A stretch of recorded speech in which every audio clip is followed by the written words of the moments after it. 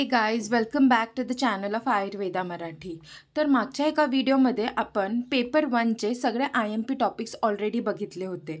आपण त्यांचे वेटेज पण बघितले होते, प्लस त्यात महत्त्वाचे कोणते क्वेश्चन्स आहे, IMP काय आहे हे सुद्धा आपण ऑलरेडी बघितले आहेत. तर आता आपण पेपर 2चे बघूया. पेपर 2मध्ये सुद्धा आपल्याला भरपूर टॉपिक्स आहेत जे खूप महत्त्वाचे मार्क्स कॅरी करतात. एक्झाम्पल आपण प्रमाण शारीरपासून सिलेबस वाईजच स्टार्ट करूयात. ओके, ॲज सिक्वेन्स येईल. मी तुम्हाला त्याचे IMP टॉपिक्स पण सांगेल, SAQ LAQचा पॉईंट ऑफ व्ह्यू पण एक्सप्लेन करेल. सो फर्स्टली प्रमाण शारीर हे आपल्याला ओव्हरऑल फक्त 2 मार्कासाठी त्यांनी दिलेलं आहे. किती मार्कांसाठी? 2च मार्कांसाठी. तर यावर हायर चान्सेस कशाचे आहेत? तर MCQचे. LAQ SAQ येणार नाहीत, सो तुम्हाला टेन्शन घ्यायची गरज नाही आहे. पण आता MCQसाठी तरी काय प्रिपेअर करायचं ना, तर अंगुली आणि अंजली प्रमाणच्या प्रमाणे अंजली प्रमाण तुम्हाला मूत्र पुरुषचं दिलेलं आहे, त्यानंतर रस रक्त मांस मेद, परत ह्या सगळ्यांचं प्रमाण दिलेलं आहे, आर्तवचं दिलेलं आहे, मस्तिष्कचं दिलेलं आहे. हे सगळ्यांचे तुम्हाला अंजली प्रमाण पाठ असायला पाहिजे. ते 1 to 10 नंबर वाईज त्यांनी दिले होते बघा एका टेबल फॉर्मॅटमध्ये. ते तुम्हाला पाठ पाहिजे. ते आम्ही पण तुम्हाला एका टेबल फॉर्मॅटमध्ये ऑलरेडी लिहून दिलेलं आहे. त्याशिवाय अंगुली प्रमाणमध्ये काय विचारतील? अंगुली प्रमाणमध्ये ते तुम्हाला हृदय किती अंगुलीचं आहे हे विचारू शकतात. परत कर्ण किती अंगुलीचं आहे, मस्तिष्क किती अंगुलीचं आहे, किंवा आपलं प्रगंड अस्थि किती अंगुलीचे आहे. हे सगळे क्वेश्चन्स तुम्हाला अंगुली प्रमाणमध्ये MCQसाठी विचारले जाऊ शकतात. So do prepare that. फक्त MCQ पॉईंट ऑफ व्ह्यूनीच प्रमाण शारीर येईल, त्याच्यावर LAQ SAQ येण्याची शक्यता खूप जास्त कमी आहे किंवा नाहीच आहे असं म्हटलं तरी चालेल. त्यानंतर नेक्स्ट क्वेश्चन आहे कोष्ट एवं आशय शारीर किंवा नेक्स्ट टॉपिक आहे. आता तो तुम्हाला दिलेला आहे 4 मार्कांसाठी. आता तुम्ही 4 मार्कांसाठी जरी दिलेला असेल त्यावर त्यांनी MCQ पण म्हटलेलं आहे, SAQ पण म्हटलेलं आहे आणि LAQ सुद्धा म्हटलेलं आहे. आता LAQ तुम्ही मला विचारतील मॅम 4 मार्काला असून तो LAQला कशाला येईल ना, तर हा क्वेश्चन युजली रिलेट करून येतो. एक्झाम्पल तुम्हाला असं म्हणू शकतात की आपण घेऊया की फुफ्फुस एक्सप्लेन करून लंग्स डीपली एक्सप्लेन करा. लंग्स जरी मॉडर्नचा पार्ट असला तरी इथले फुफ्फुस त्याच्यामध्ये कवर झालं तर होऊ शकतं ना त्याचं डिस्ट्रीब्युशन 3 आणि 7 मार्कांचा असू शकतो. जर तुम्हाला फुफ्फुस आणि लंग्स दोन्ही एक्सप्लेन करायला आले तर युजली फुफ्फुसचं डिस्ट्रीब्युशन कमी मार्काचं असणार आहे आणि मॉडर्नचा डिस्ट्रीब्युशन जास्त मार्काचं असणार आहे. हे पण येऊ शकतात. तसं वृक्क म्हणजे काय तर किडनीज, नाभी म्हणजे काय तर अंबिलिकस, आणि हृदय तर व्हेरी इम्पॉर्टंट आहे. चान्सेस जास्त हृदयावरच आहे की एकदा प्रिव्हियस इयरला पण क्वेश्चन आलेला आहे, हृदय शारीर वर्णन करून हार्ट एक्सप्लेन करायला तुम्हाला त्याच्यात लावलेलं होतं. तर तुम्हाला ह्यावेळेस पण हृदय शारीरवर सेम क्वेश्चन रिपीट होऊ शकतो. अगेन मी तुम्हाला सांगते खूप जास्त महत्त्वाचे आहे. तसंच पॅन्क्रियाज, लिव्हर, स्प्लीन जसे यकृत, प्लीहा म्हणून पण रिपीट होऊ शकणार आहे. त्यामध्ये तुम्हाला इम्पॉर्टंट काय आहे MCQ पॉईंट ऑफ व्ह्यूनी, तर आचार्यांनी कोष्टांगांची संख्या किती सांगितलेली ती खूप महत्त्वाची आहे. मी तुम्हाला ऑलरेडी लिहून दिलेलं आहे, पण खूप इम्पॉर्टंट आहे. आशयमध्ये पण सेम, कोणत्या आचार्यांनी जास्त सांगितलेले, कोणत्या आचार्यांनी कमी सांगितलेले आहेत, एक्स्ट्रा कोणी सांगितलेत आणि का एक्स्ट्रा सांगितलेत, ते सगळे बेसिक्स क्वेश्चन तुम्हाला MCQला विचारतील. बघा MCQ कधी स्टफ नसतात. 15 MCQ खूप जास्त इझी असतात जे तुमच्या हाताचे मार्क असणार आहेत. So do not get confuse in MCQ and make sure you write the MCQज करेक्ट. MCQमध्ये लिटरली जर तुम्ही एक MCQ चुकवला तर तुम्ही 1 मार्क घालवणार आहात. त्यापेक्षा चांगलं त्याला करेक्ट लिहिण्याचा फुल प्रयत्न करा, कारण की MCQ 15 तरी खूप इझी असणार आहेत. ओके, त्यानंतर आपण आपल्या नेक्स्ट टॉपिककडे जाऊया, तोच म्हणजे सीरा शारीर. आता सीरा शारीर हा आणि धमनी शारीर हे दोन्ही जे कन्सेप्ट आहेत ना, हे पण तुम्हाला युजली कॉम्बिनेशनला विचारले जाऊ शकतात, कारण की हे सुद्धा LAQचे टॉपिक्स म्हणून त्यांनी दिलेले आहेत आपल्याला. ठीक आहे, सीरा शारीरमध्येच त्याची व्युत्पत्ती, परत त्याचं कार्य, परत त्याचे प्रकार, हे सगळे महत्त्वाचे आहेत. कोणी दशधमन्या सांगितलेत, कोणी खूप साऱ्या धमन्या सांगितलेले आहेत. हे सगळे स्पेसिफिक तुम्ही त्यात अभ्यासलं पाहिजे. MCQला तर महत्त्वाचेच आहेत आणि SAQला पण कधी कधी विचारू शकतात. एक्झाम्पल सांगते मी, ते तुम्हाला विचारते शिरा शारीर वर्णन करून ॲब्डॉमिनल एओर्टा डिस्क्राईब करायला. तर मग त्यात सीरा शारीरचे 4 मार्क 2 मार्क जरी असले तर 2 मार्क पण कव्हर होतील, उरलेले 3 मार्क ॲब्डॉमिनल एओर्टाला असणार आहे. तर म्हणून हे पण क्वेश्चन्स तुम्हाला कॉम्बिनेशनमध्ये येण्याची शक्यता जास्त आहे. ओके. त्यानंतर आपण जाऊया आपल्या नेक्स्ट टॉपिककडे, दॅट इज स्त्रोतस शारीर. आता स्त्रोतस शारीर जे आहे त्यामध्ये आपल्याला MCQ, SAQ, LAQ हे तिन्ही कॉन्सेप्ट येणार आहेत. आता जे LAQ आहे आपल्याला इथे 7 मार्क्स दिसत आहेत. ओके. तर स्त्रोतस शारीरमध्ये 7 मार्काचा पॉईंट ऑफ व्ह्यूनी आपण कसं करणार आहेत, त्या LAQमध्ये मॅक्झिमम ते लोक तुम्हाला काय विचारतात, तर क्लासिफिकेशन विचारतात. Very very important. क्लासिफिकेशन तुम्हाला माहिती पाहिजे. बघा मी इथे लिहिलेलं आहे, क्लासिफिकेशन तुम्हाला माहिती पाहिजे, मूलस्थानं तुम्हाला माहिती पाहिजे आणि विविध लक्षणे सुश्रुतानुसार तुम्हाला माहिती असायलाच पाहिजे. मूलस्थाने तुम्ही चरकानुसार पाठ करा, सुश्रुतानुसार पाठ करा, तुमची इच्छा, पण दोघांपैकी एक तरी तुम्हाला संपूर्ण पाठ असलंच पाहिजे. कारण की MCQला सुद्धा तुम्हाला असं विचारतात की सपोज तुम्हाला मूलस्थान देतात आणि विचारतात हे कोणत्या आचार्यानुसार आहेत, आणि कधी कधी तुम्हाला विचारतात की आचार्य सुश्रुतानुसार ह्या पर्टिक्युलर स्त्रोतसाचं मूलस्थान काय आहे. तर त्या हिशोबाने तुम्हाला आयडियली दोघांचे पाठ असायला पाहिजे. नाही आहेत तरी एकाचे तरी नीट पाठ करा, म्हणजे तुमचे LAQचे मार्क जाणार नाही. स्त्रोतसवरती LAQ येतो, भरपूरदा आलेला आहे, ह्यावर्षी पण येण्याचे चान्सेस आहे. तुमच्या सिलेबसच्या अकॉर्डिंग जी फर्स्ट बॅच होती त्याला क्लासिफिकेशन ऑफ स्त्रोतसवरच LAQ होता. ओके. त्यानंतर आपण जाऊया कला शरीरकडे. आता कला शरीर पण 4 मार्कावर दिलेली आहे, त्यांनी फक्त MCQ, SAQ सांगितलेलं आहे. कला जर आली तर MCQचा पॉईंट ऑफ व्ह्यूनी तर तुम्ही सॉल्व्ह करणारच. त्याचे श्लोक पाठ असलेच पाहिजे, खूप महत्त्वाचे आहे त्याचे श्लोक. काही झालं तरी श्लोक पाठ असायलाच हवे.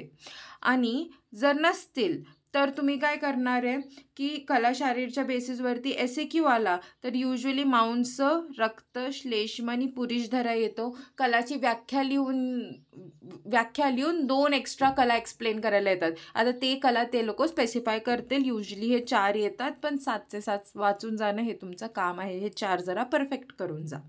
ओके. मांस, रक्त, श्लेष्म आणि पुरुषधरा कला. त्यानंतर आहे इंद्रिय शरीर. आता इंद्रिय शरीर हा कॉन्सेप्ट आधी एवढा महत्त्वाचा नव्हता, तर ह्यावेळेस याच्यावरती SAQ सुद्धा त्यांनी दिलेला आहे. इंद्रिय शरीर खूप सोपं आहे, तुम्हाला त्याच्यासाठी एक्स्ट्रा अभ्यास करायची काहीच गरज नाही आहे. क्रिया, पदार्थ आणि रचना या तिघांमध्ये हा कॉमन टॉपिक आहे तुम्हाला इंद्रिय शरीर.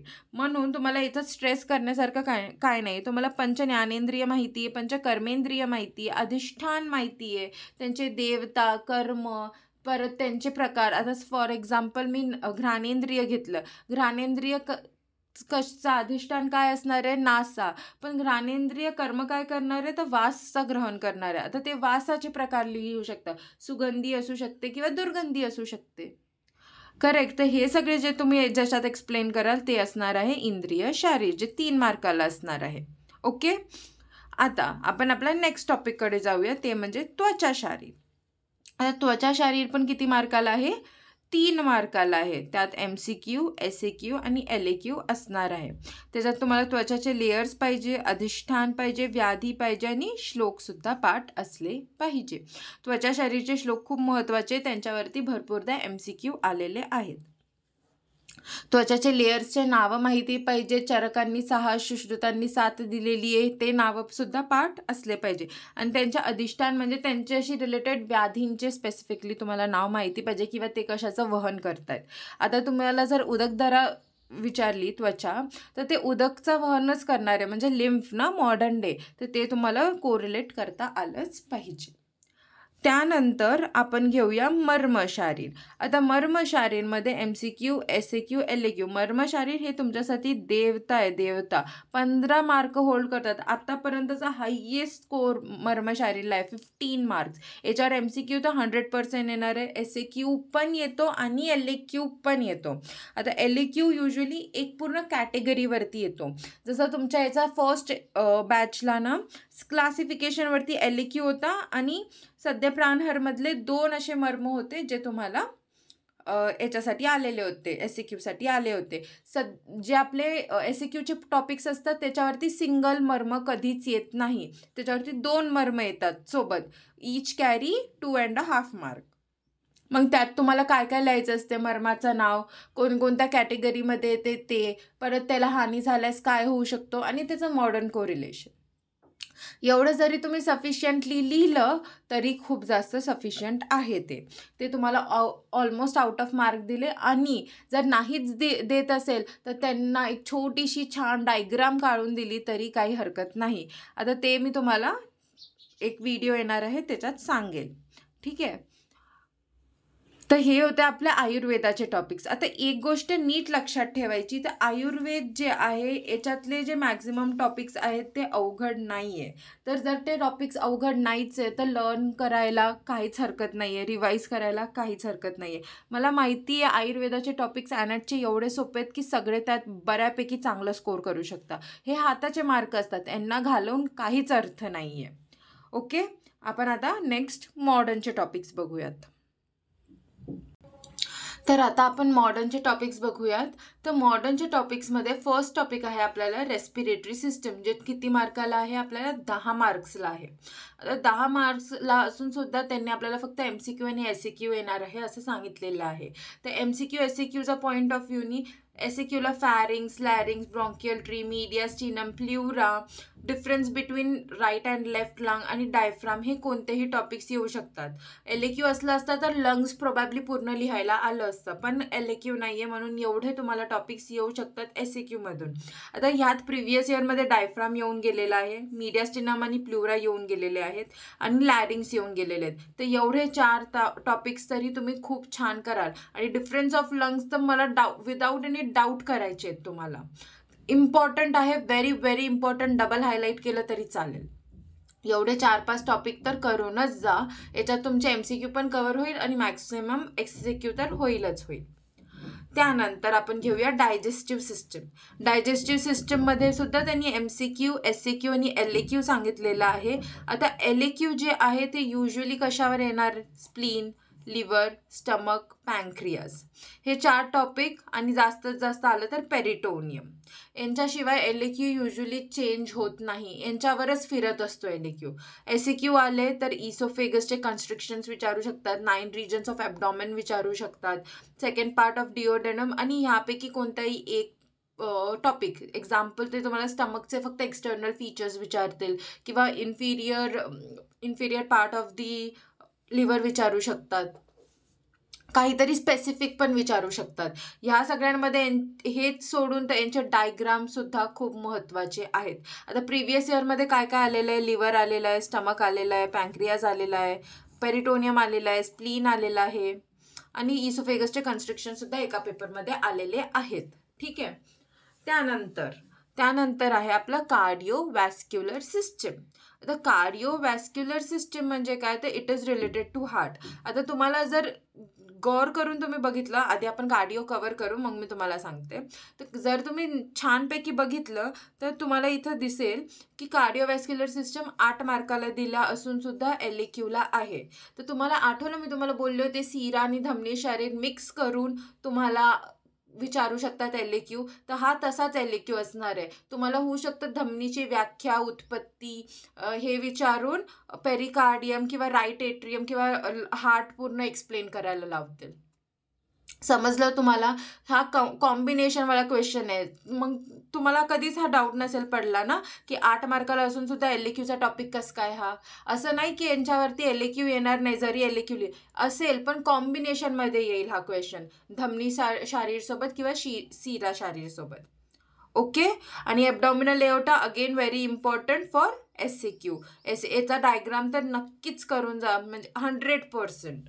पेपर 1मध्ये गर्भशारीर, पेपर 2मध्ये मर्मशारीर, हे 2 तर सोडायचेच नाहीत. ओके. त्यानंतर आपण आपला नेक्स्ट टॉपिक बघूया, युरिनरी सिस्टम. ठीक आहे. युरिनरी सिस्टम जरी 10 मार्काचा असला तरी त्याच्यावर फक्त MCQ आणि SAQ आहे. आता SAQमध्ये तुम्हाला डिफरन्स बिटवीन किडनीज विचारू शकतात, युरेटर विचारू शकतात, त्याचे कन्स्ट्रिक्शन्स इम्पॉर्टंट आहेत. परत युरिनरी ब्लॅडरचे लिगामेंट्स विचारतात, true or false ligament. Specific question येईल. जास्त तुम्हाला असं पर्टिक्युलर पूर्णचं पूर्ण युरेटर एक्सप्लेन करणं, पूर्णचं पूर्ण किडनी एक्सप्लेन करणं असे क्वेश्चन येणार नाही SAQ-साठी. तर त्या हिशोबाने त्याला प्रिपेअर करा. मी तुम्हाला ऑलरेडी सांगितलं युरेटरमध्ये कन्स्ट्रिक्शन, किडनीमध्ये डिफरन्सेस आणि रिलेशन, आणि युरिनरी ब्लॅडरमध्ये ट्रू अँड फॉल्स लिगामेंट्स खूप स्पेसिफिक येऊ शकतात. Next, reproductive system. रिप्रोडक्टिव्ह सिस्टममध्ये MCQ आणि SAQ. आता MCQ तर येतीलच 2 MCQ आणि कदाचित हार्ड पण असतील, पण फक्त 6 मार्काला आहे तर 1 SAQ 100% यात येणार आहे. तर यात पण SAQमध्ये काय येऊ शकतात, लिगामेंट्सचे लिगामेंट्स येऊ शकतात युटेरसचे, कारण की त्याच्यात पण ट्रू आणि फॉल्स लिगामेंट्स आहेत. मॅक्झिममदा पेपरमध्ये सुद्धा युटेरसचे लिगामेंट्सच आलेले आहेत. सो प्लीज प्रिपेअर वेल. जरी हा पॉईंट तुम्हाला शिकवला नसेल कॉलेजमध्ये, स्कूलमध्ये किंवा आमच्याकडनं, तरी हा युटेरसचे लिगामेंट्स इम्पॉर्टंट आहेत. त्यानंतर प्रोस्टेटचे लोब देऊ शकतात आणि फॅलोपियन ट्यूब खूप इझी आहे. जरी तुम्हाला हे टॉपिक शिकवले नसतील आणि माहिती नसतील तरी यांच्यातले बेसिक्स तुम्हाला माहिती आहे की युटेरसमध्ये काय काय फंक्शन होतो, परत how it is related to pregnancy, how it is related to reproductive system. तर मग ते सगळे बेसिक जरी तुम्ही लिहिलं ना तरी तुम्हाला 3 मार्क भेटतील. आता विचारा कसे, तर अटेम्प्टिंगचा 1 मार्क आणि उरलेले 2 मार्क तुम्ही लिहिले म्हणून. सो तुम्हाला नेव्हर क्वेश्चन जर येत नसेल तर प्लीज त्याला एम्प्टी सोडू नका, काहीतरी लिहून या. अटेम्प्टिंगचा 1 मार्क 100% भेटतो आणि LAQला तर अटेम्प्टिंगचे 2 मार्क आहेत. So why leave marks, right? म्हणून फोकस करा, काय लिहायचं ते समजून घ्या. रिलेटेबल कॉन्सेप्ट्स लिहून यायचं, प्रोस्टेटची पण, युटेरसची पण, फॅलोपियन ट्यूबचे तर पार्टसुद्धा तुम्हाला माहिती आहे. ॲम्पिलरी, इस्थमस, ॲम्पिलरी इस्थमिक जंक्शन, हे सगळं तुम्हाला माहिती नाही आहे. फिंगर लाईक स्ट्रक्चर्स असतात, हे सगळं तुम्हाला माहिती आहे. तुम्ही आत्ता जस्ट 12th शिकून आले, फक्त तुम्हाला एका रिव्हिजनची गरज आहे. ठीक आहे. त्यानंतर sense organs again MCQ, LAQ, SAQ 100% LAQ येणार आहे. विदाऊट एनी डाऊट, डोळे बंद करून विश्वास करा, याच्यावरती एक LAQ येणार आहे. आता तो युजली आय किंवा इयरवरती असण्याचे मॅक्झिमम चान्सेस असतात. फर्स्ट बॅचला आयवरती आलता, सेकंड बॅचला पण आयवरतीच आलेला आहे. यावर्षी टंग किंवा नोज पण येऊ शकतो, कारण आय भरपूरदा येऊन गेलेला आहे. बट आयवरच मॅक्झिमम वेळा क्वेश्चन्स येतात. त्यानंतर आपण इयर बघूया. इयरमध्ये जर आलं तर तुम्हाला स्पेसिफिक येईल, इंटरनल इयर किंवा टिम्पॅनिक मेम्ब्रेन, इम्पॉर्टंट टॉपिक्स आहेत हे. मिडल इयर कॅव्हिटी, त्याच्यातले 6 वॉल्स स्पेसिफाय करायला येऊ शकतात. नोजमध्ये मिडल वॉल येऊ शकते, लॅटरल वॉल येऊ शकते, स्पेसिफिक क्वेश्चन SAQसाठी सांगते मी. टंगमध्ये तुम्हाला पॅपिले विचारू शकतात, त्याचे मसल्स, टंगचे muscles are very very important, टंगचे papillae are very very important. तुम्ही लिहून घ्या कुठे जमेल तर, पॅपिले आणि मसल्स.